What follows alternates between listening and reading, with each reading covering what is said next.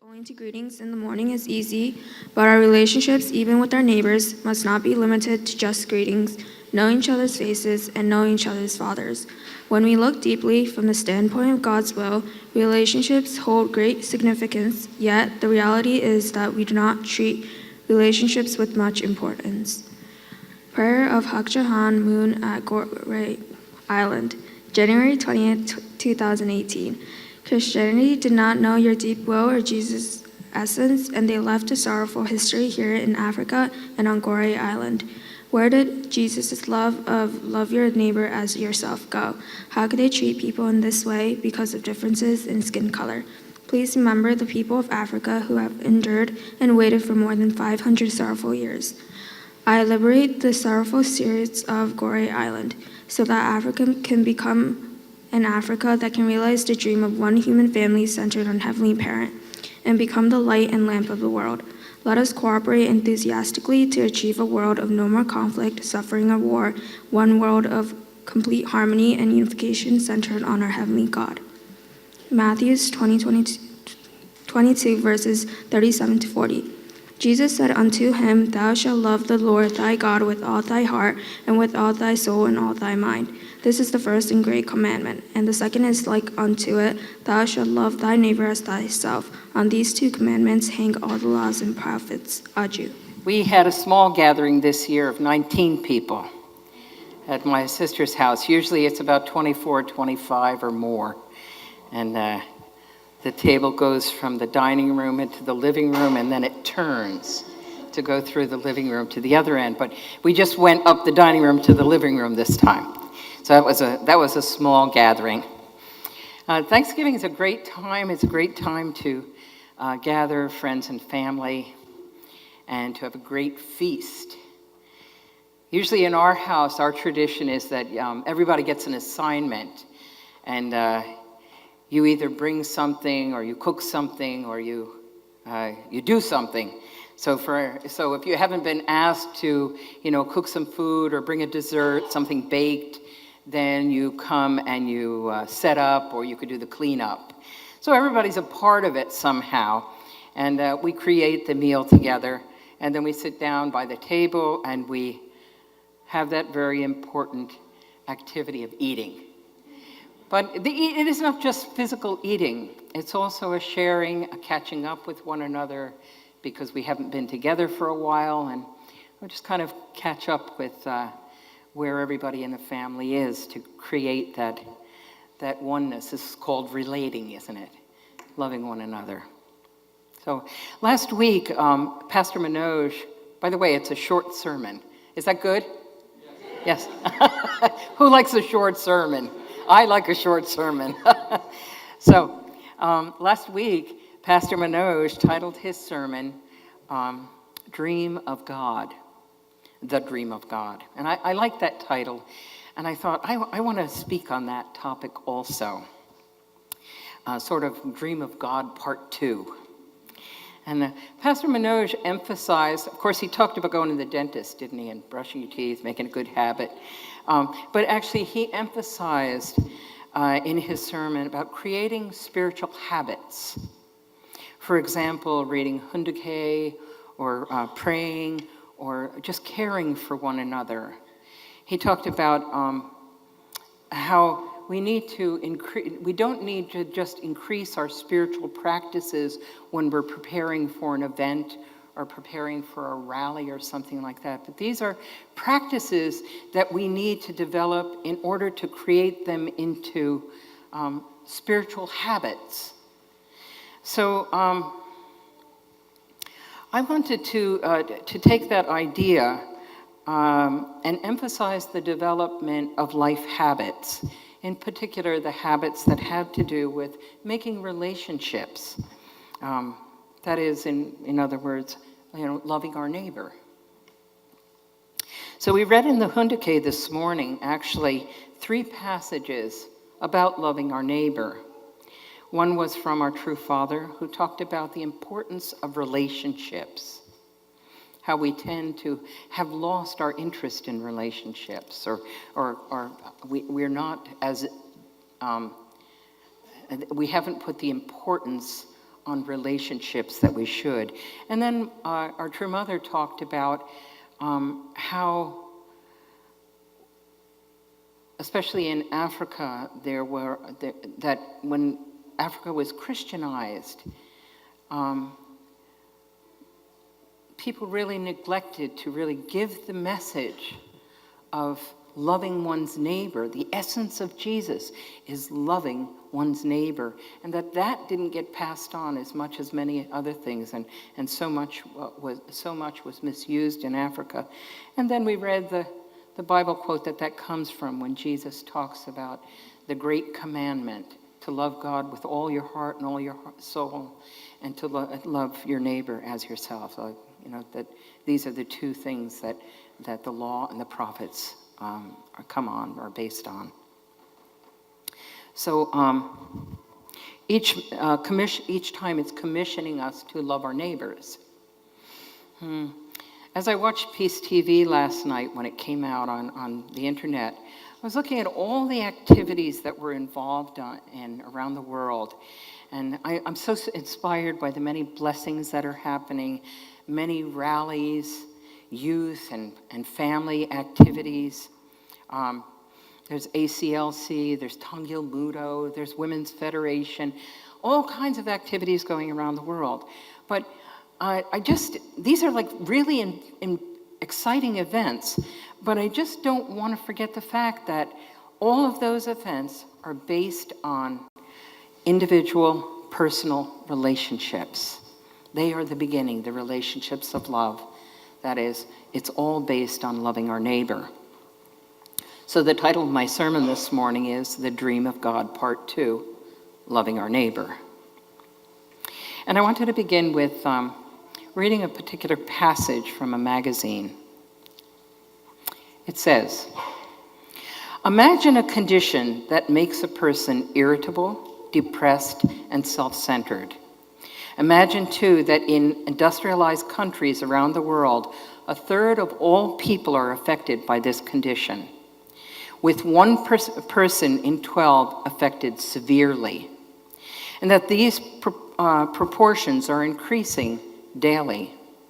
Income, education, sex, ethnicity do not defend against this condition, and the condition is contagious. The effects of this condition are not attributed to the uniqueness of a particular character of a subset of individuals. They are the result of the condition affecting ordinary people. Such a condition does in fact exist. The name of this condition is loneliness." This comes from an article titled The Loneliness Epidemic. Then in another article, it says, "A group of about 20 men, all fathers in their 30s and 40s, gathered at the home of someone in Oakland, California, to talk about fatherhood.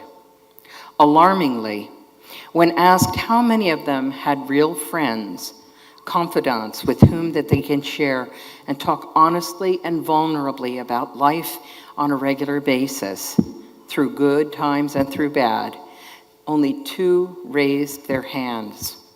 It might be tempting to interpret this sense of isolation as a crisis of masculinity in the U.S., but the available research suggests that loneliness is a problem affecting both men and women. As we pass by the many lines of people standing waiting for a bus, watch people in a restaurant waiting for their food, people on the train, or just sitting in a park, even sitting in their own homes, many are holding some kind of technology or device and not relating to the people that's standing or sitting next to them. Is the problem technology or the device? The problem is no more the technology than a gun is the problem in murder. The problem is the spiritual heart of the holder of the gun or the user of the technology. The problem is our ability or inability to love. In many cases, we have become really laxed in our ability to relate, to love our neighbor. But some might say, but we're talking to people. We have social media, but it nonetheless remains a fact that for deep relations to happen, we must speak face to face, person to person, neighbor to neighbor. Generally speaking, we have to ask our question, who is my neighbor? This is a question asked by many Christian pastors from their pulpit, and one frequent answer that is given is that a neighbor is anyone who we happen to be relating to. The neighbor is everyone, and therefore we're commissioned to love all people. But I'd like to bring it home and really make it real. What about your neighbors? What about the people that live right next to you? The people who live next door? Do you love your neighbors? Do you know your neighbors? Good. In any case, I want to ask the question, who knows the name? Somebody said yes, so it's even better. Who knows the name of all the people that surround them? Your neighbors are, generally speaking, you have the person in front of you, the person in back, the person to this side, and then those at the angle. There's 8 people. Those are your neighbors, your actual neighbors. Or if you're in an apartment, maybe you would say it's the person in front of you, the people to the side, the people at the angle, maybe those who are up and those who are down, right? Those are your neighbors. Who knows the name of all of their neighbors? Good, there's somebody there. From you, do you know their occupation and what their family does? Anything about them? Good. We've got one person who's still in the running here. Of that person, do you feel that every one of them is a friendship that you've developed, an actual friendship?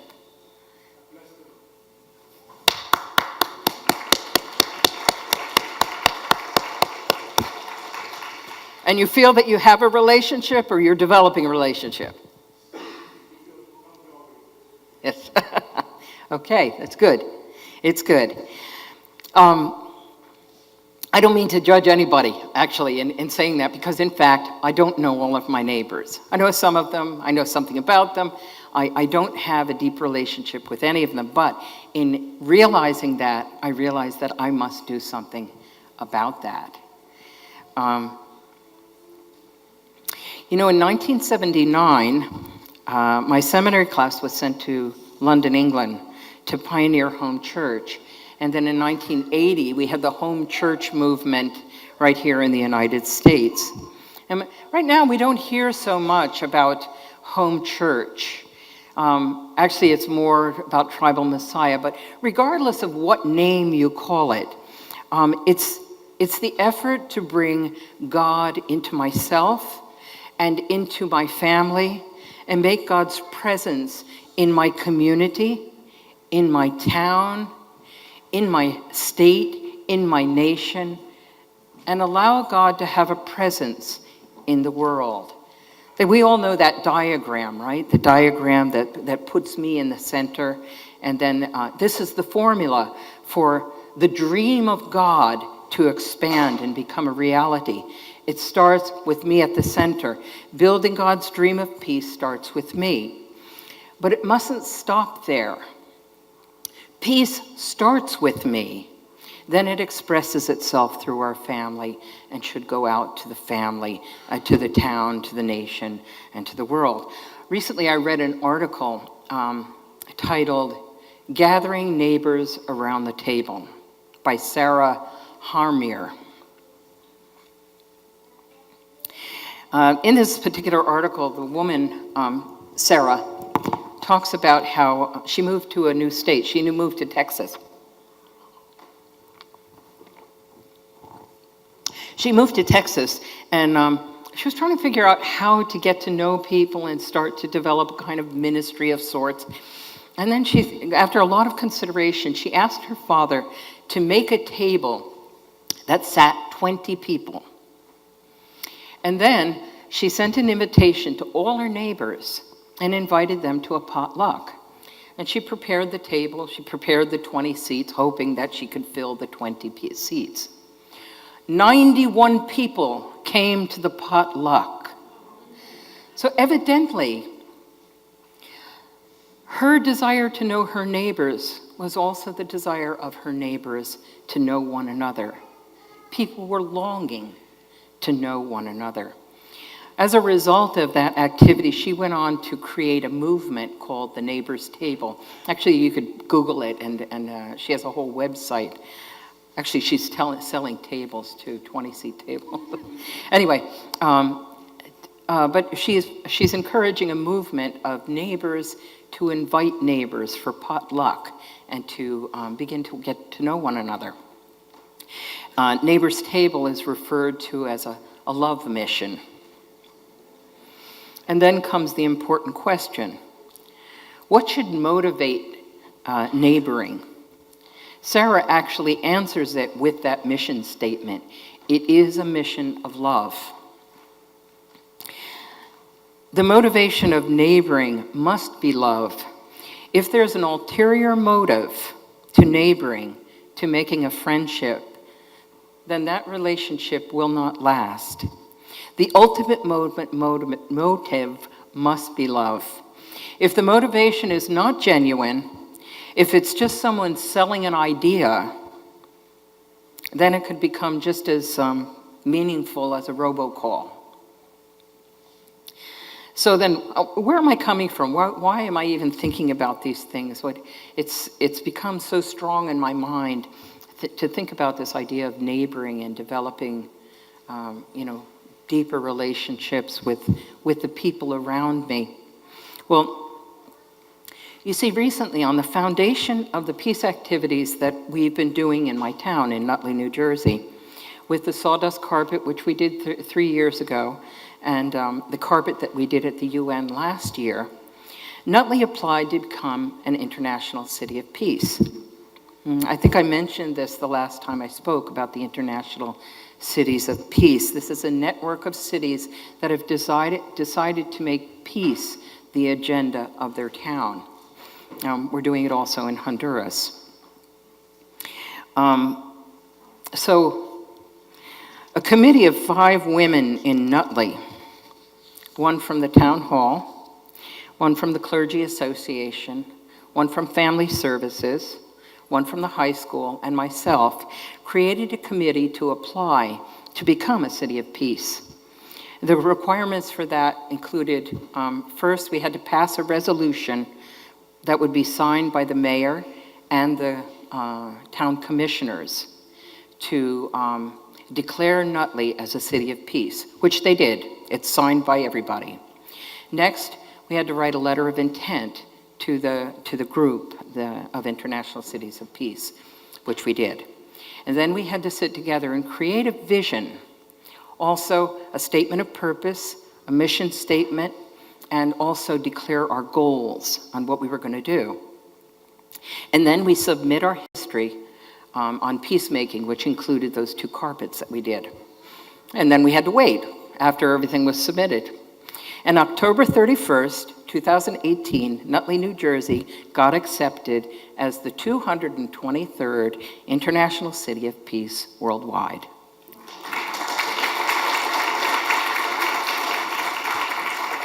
So much of what I've been doing is like a Thanksgiving or a potluck dinner. Everyone brings something to the table. I'm working with an extremely talented group of women, and each of them has a sincere desire to make our town a place where peace can dwell within the people. I'm really grateful for my foundation in Christianity and for all that True Parents have taught me, because there is a wealth of knowledge that I have to bring to the table and a lot of experience in peace building that I'm really happy it's a venue where I can give what I have to give. But now the real work begins.